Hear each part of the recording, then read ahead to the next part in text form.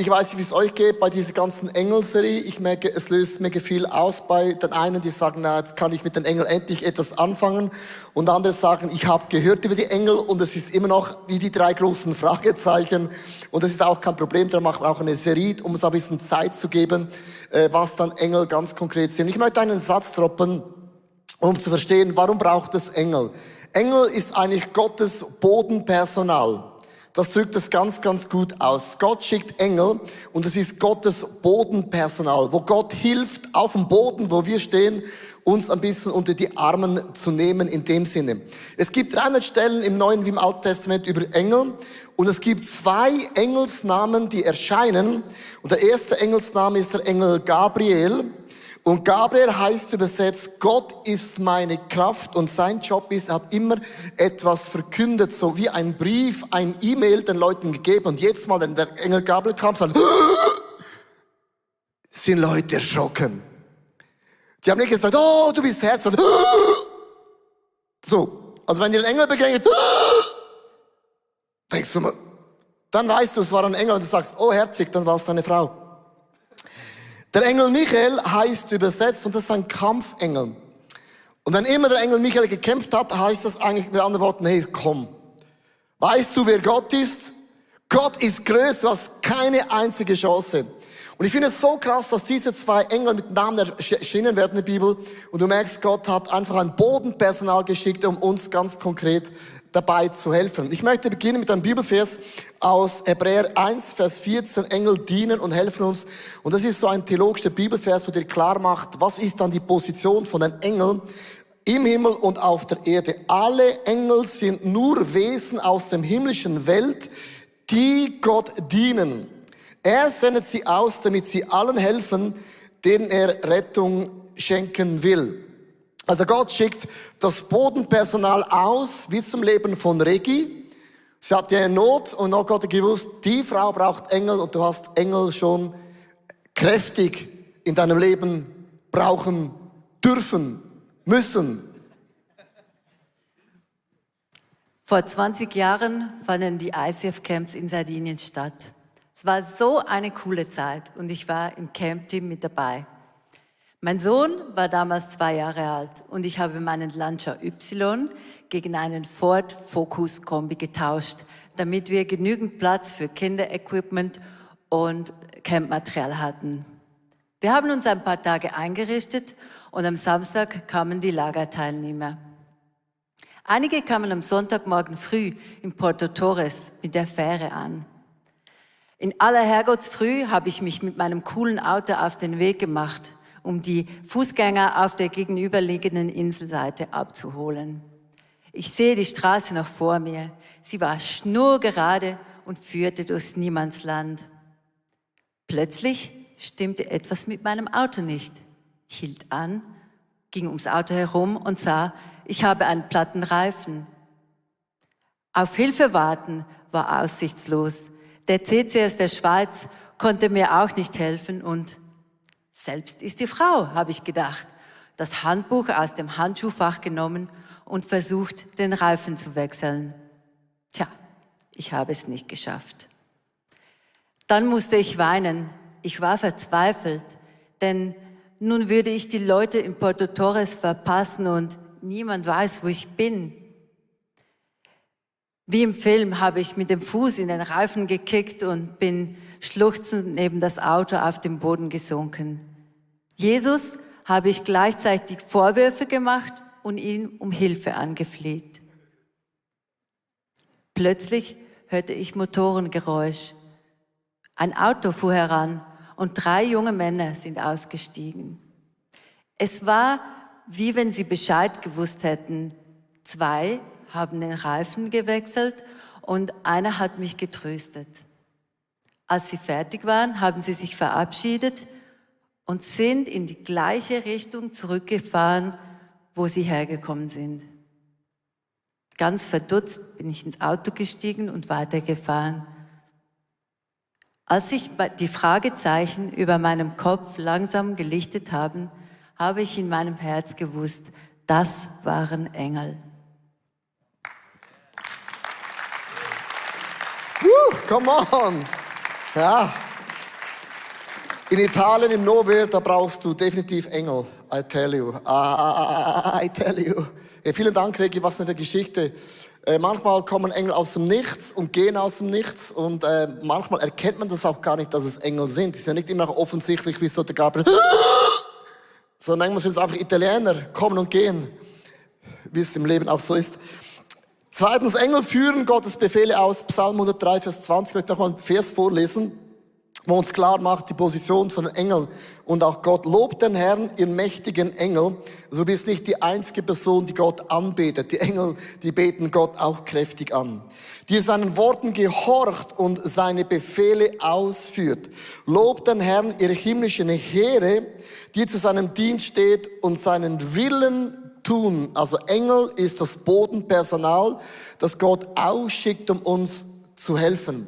Und ich habe gedacht, Joel, wir könnten uns mal so eine große Liste geben. Ihr könnt auch das Smartphone nach vorne holen, dann ein Foto machen.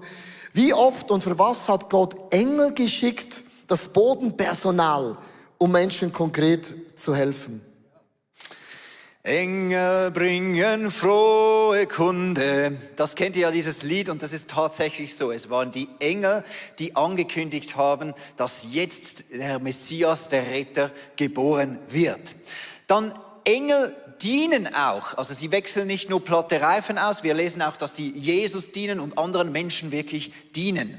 Engel stärken auch. Elia war am Ende seiner Kräfte und die Engel kamen, versorgten ihn und stärkten ihn wieder. Jesus hat dasselbe erlebt und andere auch. Dann Engel waren es auch, die verkündet haben, Jesus ist auferstanden. Aber Engel sind nicht nur so wie Roboter, die einfach kalt ihre Befehle ausfüllen, sondern Engel haben Gefühle. Engel freuen sich, wenn ein Mensch gerettet wird. Engel, und jetzt wird's ganz spannend, lesen wir auch, haben den Auftrag, uns zu begleiten oder Menschen zu begleiten, wenn sie sterben. Hast du auch schon Geschichten gehört, wo Menschen bei einem Nahtoderlebnis ein helles Licht sehen? Ich denke, das sind Engel, die sie da sehen. Dann, Engel haben auch viel Stärke, darum bewachen Engel auch. Zum Beispiel das Grab von Jesus wurde von Engeln bewacht. Aber Engel sind auch stark im Befreien. Zum Beispiel der Petrus, als er im Gefängnis war, da kamen Engel. Und die Engel haben Petrus aus diesem Gefängnis befreit. Engel leiten. Philippus hat das erlebt, als ein Engel kam und ihm gesagt hat, wo soll er hinreisen. Engel bereiten auch vor, das ist wunderschön. Ein römischer Hauptmann, der kannte Jesus noch nicht, kannte das Evangelium noch nicht, aber ein Engel kam und hat sein Herz vorbereitet, damit er nachher bereit war, die frohe Botschaft aufzunehmen. Engel, denen begegnen wir auch in der Offenbarung. Sie sind diejenigen, die die Gerichte Gottes dann vollstrecken. Und ebenfalls Engel haben einen großen Auftrag die ganze Zeit, nämlich sie beten Gott an und verherrlichen ihn. Vielen Dank, Joel. Vielen Dank. Na, ich finde es mega krass. Also, wenn wir über Engel sprechen, gibt es so viele Bibelstellen und das ist für uns so immer noch ein Thema. Ja, die waren im Neuen Testament irgendwo dabei, aber ich wohne im Jahr 2021 mitten in der Corona-Krise. Ja, ich sehe die Engel nicht jeden einzelnen Tag und ich finde es interessant, Engel sieht man nicht immer. Aber Engel umgeben dich viel mehr, als du überhaupt nur eine Ahnung in deinem Leben hast, weil so oft gehe ich am Abend schlafen und ich lebe noch immer und denke, logisch, das ist die Schweizer Luft und die Schweizer Sicherheit. Und Gott sagt, du hast keine Ahnung, ich habe heute Engel geschickt, die dich beschützt haben, bewahrt haben vom Autounfall, vom Tramunfall, was auch immer. Und wir sehen oft die Dimension Gottes. Darum kannst du keinen Tag schlafen gehen, ohne auf den Knien Gott Danke zu sagen, dass er uns beschützt und auch bewahrt hat. Come on. That's the point. Wir sehen immer nur, was geschieht, aber was nicht geschieht, ist so krass. Hey, da ist Zacharias, ein älterer Mann. Er wird gelöselt. Er kann im Tempel dienen und seine Frau und er bekommen einfach keine Kinder. Und er dient da im Tempel und dient und macht. Boo. Hi! No fear, Bro. Yo. Fürchte dich nicht, Zacharias. Gott hat dein Gebet erhört. Deine Frau Elisabeth wird bald einen Sohn bekommen. Den sollst du Johannes nennen. Wie kann ich glauben, dass was du sagst stimmt? Und ich bin mega alt und hey, meine Frau ist auch extrem alt. Ich meine alt. Ich bin Gabriel und stehe unmittelbar vor Gott als sein Diener. Okay. Er gab mir den Auftrag, dir diese gute Nachricht zu überbringen. Okay. Was ich gesagt habe, wird sich erfüllen, wenn die Zeit dafür gekommen ist. Aber weil du meinen Worten keinen Glauben geschenkt hast, wirst du so lange stumm sein und nicht mehr sprechen können, bis es eintrifft. Jetzt stehst du stumm da. Und ich würde sagen, hey, komm ein bisschen runter. Hey, wie weißt du, dass etwas von Gott ist? Leute sagen, wie kann ich wissen, dass es von Gott ist? Es ist unmöglich, dass du es selber lösen kannst. Wenn ein Engel kam, die waren erschrocken. Und jetzt kommt meine Frage, Zacharias hat im Tempel gedient. Die haben geglaubt und gehofft und gebetet und gefastet und gezweifelt und geweint und geglaubt und gesmallgroupt und gekircht und die waren geglaubt und gehofft und gebetet und gefastet über alle Jahre und dann irgendwann einmal, wer kennt das nicht, arrangiert man sich. Man gewöhnt sich, dass ein Wunder nicht eintrifft. Ja, man gewöhnt sich daran, dass deine Schwiegermutter ist noch nicht gläubig. Ja, man gewöhnt sich, dass deine Nachbarschaft noch immer direkt in die Hölle fährt. Man gewöhnt sich daran, dass es in der Small Group noch immer Leute gibt, die bekommen keine Kinder. Was? Wir haben schon 15 Mal haben wir das Hashtag Jesus mitgemacht. Hashtag Jesus bedeutet 15 Mal gefastet, geglaubt, gebetet, geweint, geglaubt, gezittert, gezweifelt, G. 30G. 3G, 2G, 1G, boring. 20 Gs. Und gibt es eine Story, sag nicht, ich kann nicht. Und ich glaube, es ist eine Botschaft an viele Frauen und Männer, dass du im Gottesdienst sein kannst, du kannst Gott dienen, Jahr ein und Jahr aus, wie Zacharias, der hat schon an Gott geglaubt. Aber es gab Bereiche in seinem Leben, wo er nicht mehr geglaubt hatte, dass da noch ein Wunder geschieht, weil das Alter war sehr fortgeschritten, auch die blaue Pille half gar nichts mehr. Dann weißt du, wo du angekommen bist. Mit anderen Worten, wenn Gott einen Engel schickt und sagt dir eine Botschaft, dann verschließ dein Herz nicht. Wenn du während der Worship-Zeit Gott hörst, Gott spürst, Gott spricht beim Bibellesen, dann verschließ dein Herz nicht aufgrund von deinen Erfahrungen. Und hier ist ein Punkt, unser Glaube ist immer ein Spannungsfeld. Die Spannung hört nie auf. Und für alle, die verlobt, verheiratet sind, du weißt, eine Beziehung ist immer ein Spannungsfeld. Bist du mega nahe, sagt dann irgendwann mal jemand, ich brauche ein bisschen Zeit für mich. Und du bist wie ein Gummiband und dann hast du Zeit für dich und man gummibändelt sich ein bisschen weg. Und wenn das Gummiband ein bisschen wieder Spannung bekommt, sagst du, oh my gosh, ich brauche wieder Nähe und macht das Gummiband boom und wieder umarmen und dann bist du und wieder ein bisschen Gummibändchen und dann spannt das an und oh, ich brauche dich wieder und boom, wer kennt das? Scheiß Spannungsfeld. Bist du nahe, kannst du nahe sein, bist du weit weg, ist du weit weg, du bist immer in der Spannung drin und Glauben, liebe Frauen und Männer, ist immer ein Spannungsfeld, das nie aufhört. Die einen werden sofort geheilt und der andere sagen, ich habe gehört von Heilung. Ich habe mit dir mitgebetet und für dich hat es funktioniert und ich bin immer noch irgendwo am Glauben. Gummiband.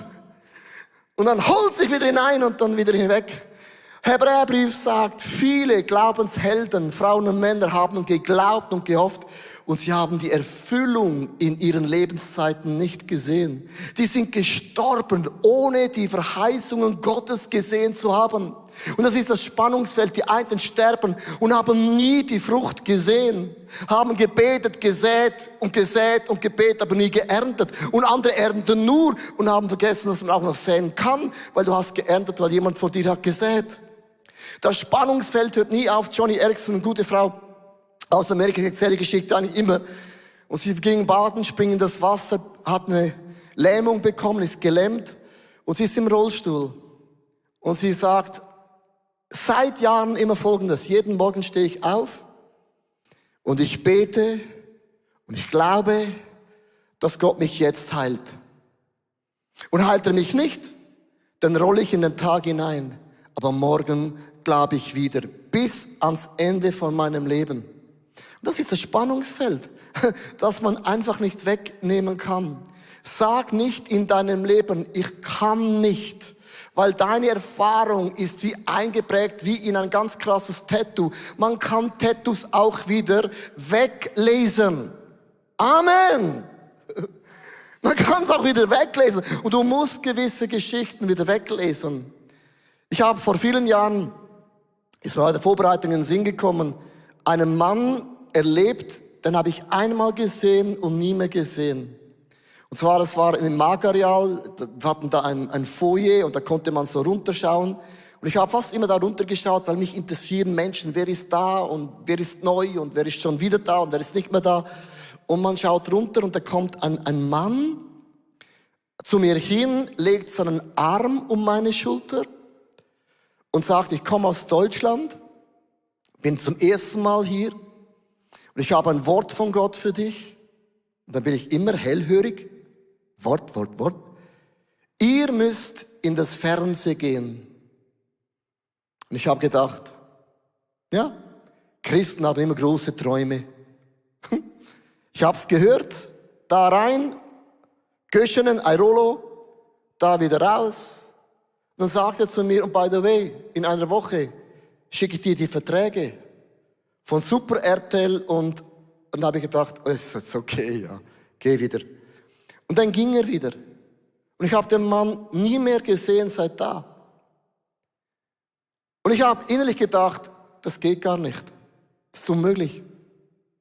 Eine Woche später ist auf meinem E-Mail Verträge von Star TV, Super RTL, alle krassen Kanäle von Deutschland. Und ich habe gedacht, ist das fake? Fake News wie Donald Trump. Und es war real. Real. Und ich habe zu Gott gesagt, was soll ich mit dem machen? Ich meine, ein Vertrag ist cool. Wir haben nicht mal ein Fernsehstudio. Und in der gleichen Woche bekam ich eine E-Mail von einem Mann aus Hamburg, der hat einen Burnout. Und er hat gesagt, ich habe einen Burnout, ich arbeite für Fernsehen und so. Ich würde gerne nach Zürich kommen, ich mache das College. Und ich könnte einen Tag fürs TV mitarbeiten. Ich, hoppla, Burnout ist nicht immer scheiße. Und dann kam er nach Zürich und wir hatten einen Mann. Aber weißt du, was wir noch nicht hatten? War Finanzen. Und dann sagt ein Mann zu mir, ich kenne einen Mann, der ist sehr reich, gehe zu ihm. Der hat Geld ohne Ende, ich fahre dahin, mir läuft der Schweiß runter, komme hinein, er fragt mich, was willst du? Ich habe gesagt, ich habe Verträge, ich habe einen Burnout, TV-Mann, aber ich brauche 250.000 Schweizer Franken, um das zu starten und ich weiß, ihr habt das Geld, ist für euch Peanuts. Und er sagt, ja, ist für uns wirklich Peanuts. Und ich könnte es auch geben, ist kein Problem. Aber ich möchte, dass du zurückgehst in die Church von ICF Zürich und sagst, Jungs und Mädels, lasst uns zusammen an das TV-Projekt glauben. Und so entstand die Reach-Kampagne vor vielen Jahren, weil der Mann das Geld nicht gab. Habe ich euch gefragt. Und so entstand das TV-Ministry, wie ein Mann, den habe ich nie mehr gesehen. Wie soll das geschehen? Und Gott hat Optionen, das zusammenzustiefeln. Und hätten wir das nicht gemacht vor 10 Jahren, hätten wir keine einzige Microchurch, wir hätten kein Online, wir hätten gar nichts. Und der Blessing vor 10 Jahren wurde zum Segen für viele Menschen von heute.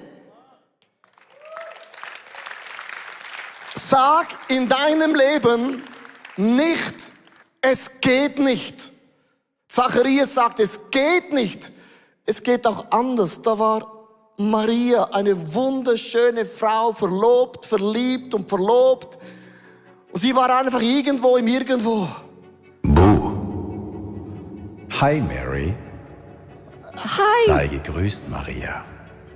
Der Herr Hab ist keine mit Angst, dir. Maria. Er hat dich, Gott hat unter dich zu allen etwas Frauen Besonderem auserwählt. Hoppla. Du wirst schwanger werden Hoppla. und einen Sohn zur Welt bringen.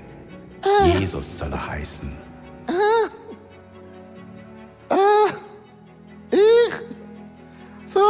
gesprochen. Ich, hoppla, bin verlobt. Merkst du, die ist, oh meine Stimme, die ist auch erschrocken. Und was ist der Unterschied von Zacharias? Zacharias sagt, nee, geht nicht. Ich alt, meine Frau auch alt, alles alt. Und Maria erschreckt und sagt Folgendes, ich werde es euch vorlesen. Wie soll das geschehen, fragte Maria den Engel. Ich habe noch mit niemandem, einem Mann, geschlafen. Und hier ist mein Statement für heute. Sag nicht, ich kann nicht, sondern wie kann ich? Wie kannst du Gott dieses Wunder vollbringen? Lukas 1, Vers 34. Ich will mich dem Herrn ganz zur Verfügung stellen, antwortete Maria. Alles soll so geschehen, wie du es mir gesagt hast. Darauf verließ der Engel. Sag nicht, ich kann nicht, sag, wie soll das geschehen? Und das habe ich mir die Frage gestellt, wenn ein Engel kommt und seine Botschaft macht, das macht er nicht jede Woche, das war bei mir 1, 2 Mal und dann kann man nicht mehr.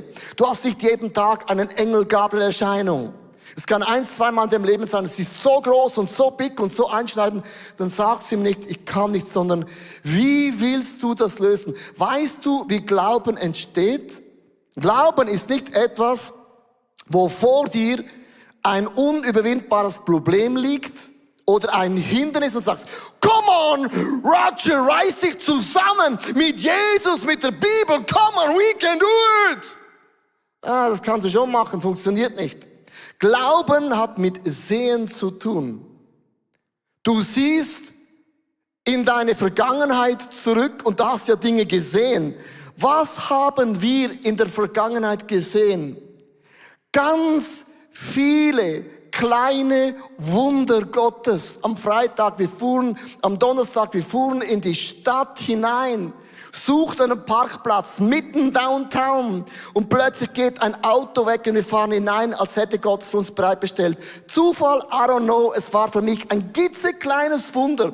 Du lebst es einmal, zweimal, dreimal, viermal, immer wieder über die Jahre werden das Millionen von klitzekleinen Wundern und du nimmst die Millionen klitzekleine Wunder zusammen und gibst den Glauben, dass diese Challenge ist für Gott kein Thema, weil du hast so oft die klitzekleine Millionen Wunder von Gott gesehen und du weißt, ein kleiner Stein genügt und ein Goliath fällt. Ein kleines Wort von Gott genügt und dieser Berg fällt nieder. Ein kleiner Stab vom Moos genügt und ein Meer teilt sich. Ein kleiner Prophetenschall genügt und die Mauern von Jericho krachen ein. Ein kleines, klitzekleines Wunder in deiner Vergangenheit genügt für die Zukunft. Mein Glaube ist nicht, ich bin positiv. Nein, ich habe Millionen von kleinen Wundern in meinem Leben gesehen. Und wenn du diese Millionen kleinen Wunder nicht aufschreibst in deinem Tagebuch, dann hast du heute das Gefühl, alle anderen erleben Gott, nur ich, kleine Wurst, eben gar nichts. Die Wurst hat 2 Enden, nur ich auch. Schreib es auf in deinem Leben. Sag nicht, ich kann nicht. Wie? Diese Fernsehgeschichte hat mich geprägt. Ich habe diesen Mann ausgelacht. Innerlich. Äußerlich bin ich ein Schweizer. Souverän, neutral. Danke vielmals, danke vielmals. Danke vielmals, Markus, danke vielmals. Danke, Markus, ja, Markus, oh ja, danke, Markus, ja, danke. Und innerlich habe ich gedacht, so ein Schwachsinn. Kennst du das? Aber ich habe zum Glück nichts gesagt. Weil mein inneres Herz, mit dem kann Gott umgehen. Sag nicht, ich kann nicht. Wie soll das geschehen? Weißt du, Gott bringt Menschen in unser Leben. Wir nennen es Menschen, es können Engel sein, wir haben keine Ahnung. Meine Frau und ich, wir haben uns entschieden, mit der ganzen Familie, wenn unsere Kinder 20 Jahre jung sind, werden wir unser Haus verkaufen. Ich möchte nicht in einem Haus alt werden. Das ist meine Geschichte. Ich liebe ein Wohnhaus, wo es viele Familien gibt und das ist lärmig. Und dann haben wir durch einen Wunder, Zufall, hat dann meine Frau von Gott Zufall, wollte Geld holen bei der Bank. Da hat sie gesehen, da wird ein Block gebaut, da hat die Unterlagen geholt und da haben wir die Wohnung Nummer 12 gemietet, also vorgekauft.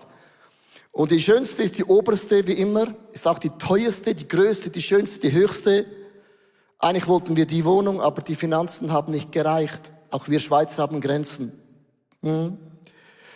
So, wir hatten kein Problem mit dem und da war ein Mann, der geht in unsere Church, schreibt uns ein E-Mail und sagt, hey, vielen Dank für die Predigt, war mega gut und by the way, ich verwalte diese Wohnungen.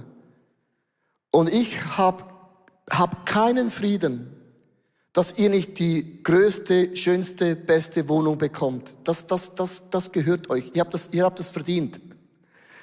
Verdient haben wir es alle. Und ich habe für mich gedacht,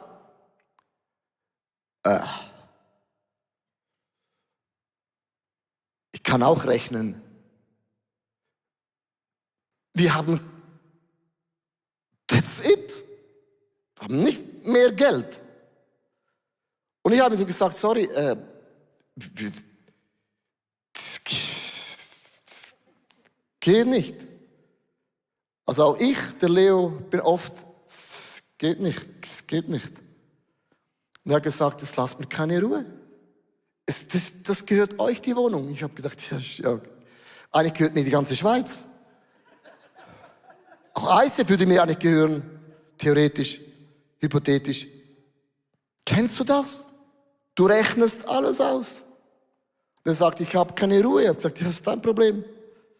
Er hat gesagt, ich habe eine Idee.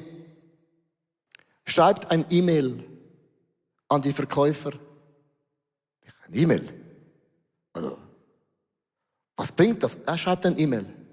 Vertraut mir einfach. Macht ein E-Mail. Wir haben das gemacht und ich weiß, in der Verhandlung ist meine Frau die Beste. Ich bin zu sozial. Meine Frau ist eine Verkäuferin. Ich bin sozial. Sie verkauft. Ich habe doch das Gefühl, aber bei uns ist es genau so anders. Sie geht in die Verhandlung und dann fragt der Verkäufer, warum wollt ihr die oberste Wohnung? Sagt, sie ist die schönste, größte, die beste. Eigentlich hätten wir die gerne. Ja, wieso kauft ihr sie nicht? Wieso nicht? Wieso nicht? Wir haben das Geld nicht! Dann sagt er, was würde geschehen, er bekommt die Wohnung nicht. Dann sagt sie, es würde mich total angurken. Dann sagt er, ist gut, okay, können Sie haben. Und wir bekamen die Wohnung. Und ich war sprachlos. Sprachlos wie Maria, sprachlos wie Zacharias. Und ich habe gesagt, du, jetzt mal unter uns. Warum mussten wir dieses E-Mail schicken? Da hat er gesagt, das macht niemand. Weil alle haben Angst, wenn man ein E-Mail schreibt und du bist im Gespräch und alle wissen, du bekommst die Wohnung nicht. Und weil das Leute schon glauben und wissen, fragen sie nicht. Die zweite Gruppe sagt, wenn er Nein sagt, dann verletzt es mich. Und lieber, ich frage nicht, dann werde ich nicht verletzt. Aber ihr hattet den Mut, verletzt zu werden, blöd dazustehen und darum habt ihr die Wohnung bekommen. Don't tell me, dass etwas nicht geht. Sag nicht, ich kann nicht, sondern Gott, wie willst du das Wunder machen? Maria hatte noch nie mit einem Mann geschlafen. Wie soll ich schwanger werden? Und ich bin hier heute, Leuten zu sagen, don't tell zu dir, dass etwas nicht geht, wenn ein Engel kommt. Du hast einen Impuls in der Worship, beim Bibellesen, bei der Small Group, es kommt Prophet, ein Engel. Verschließ dein Herz nicht, auch nach 20 Jahren glauben und hoffen für das Wunder in deiner Gesundheit. Arrangier dich nicht. Leb in dieser Spannung. Weil Leben ist Spannung, Glauben ist Spannung. Und sag Gott, ich weiß nicht, wie du mir die Wohnung gibst. Und heute, jedes Mal, wenn ich aus dem Lift komme und ich meine wunderschönen Schuhe ausziehe nach einem Tag mit dem Wohlgeschmack, das hochkommt, sage ich jeden Tag, Gott, es tut mir so leid, dass ich dich immer limitiere, was ich habe, was ich kann und was ist die Norm. Und meine Wohnung, unsere Wohnung ist ein Statement für uns, auch für die Zukunft, was kommt. Es ist nicht der letzte Challenge. Gott challenge uns immer wieder raus, Glaubensschritte zu gehen. Und wenn Gott uns Engel schickt,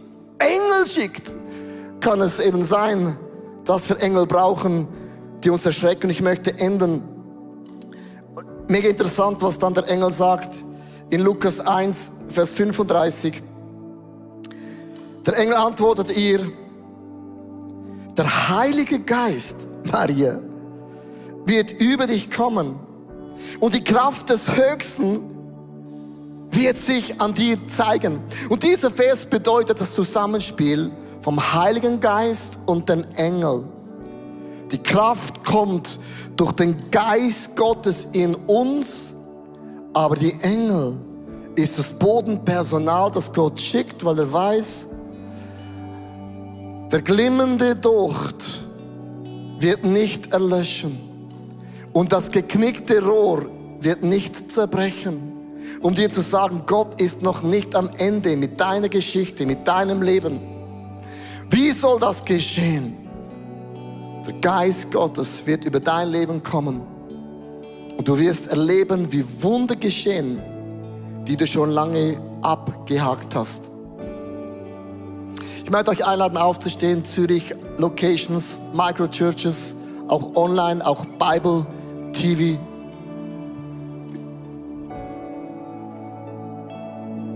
Lass uns unsere Augen für einen Moment schließen.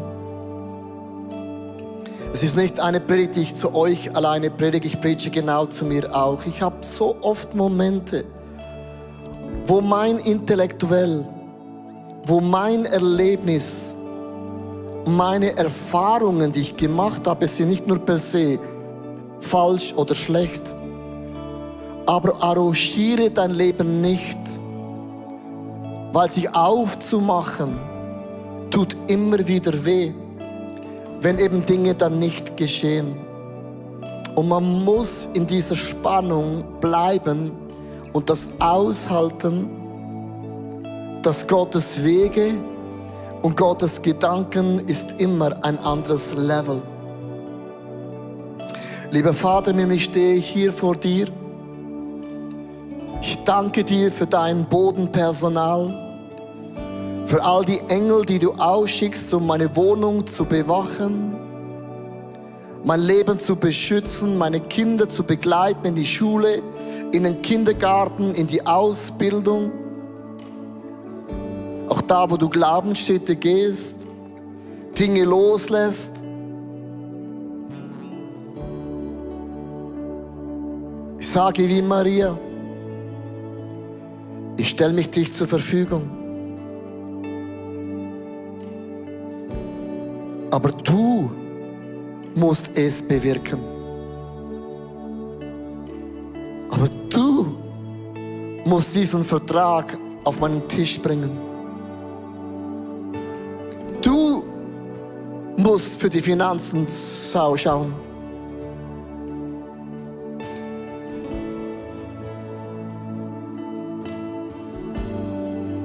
Ich möchte dich bitten, dass du das Gebet von Maria betest. Sagst, Gott, ich stelle mich dir zur Verfügung. Und ich lerne in dieser Spannung zu sein und zu leben.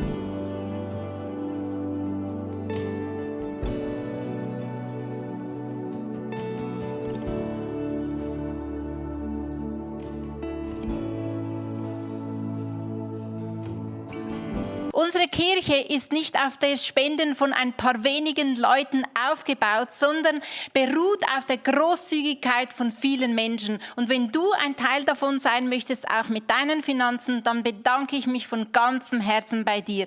Danke vielmals auch für deine Gebete. Ich hoffe, die Predigt hat dich angesprochen und manchmal denkst du, ich kenne genau eine Person, die ist in einer ähnlichen Situation. Dann schick doch einfach den Link, weil es ist so einfach und so simpel und es kann einen großen Segen werden für viele, viele Menschen. Hey, abonniere doch unseren Kanal, damit du immer die neuesten News bekommst. Und es war mega schön, dass du heute dabei warst und bis zum nächsten Mal.